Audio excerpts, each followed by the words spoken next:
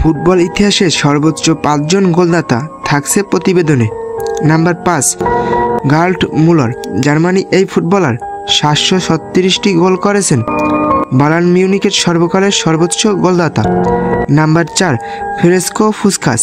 Hungary এই footballer 840টির বেশি গোল করেছেন এবং তাকে পুসকাস ওয়ার্ল্ডে নামকরণ করা হয়েছে। Number 3, Joseph Bican. অস্ট্রেলিয়া চেকরি এই ফুটবলার 950টিরও বেশি গোল করেছেন এবং তাকে সর্বকালের সর্বাধিক গোলদাতা হিসেবে গণ্য করা হয়। Number 2, Lionel Messi. আর্জেন্টিনার এই সাবেক ফুটবলার 879টি বেশি গোল করেছেন এবং আর্জেন্টিনার সর্বকালের সর্বোচ্চ গোলদাতা।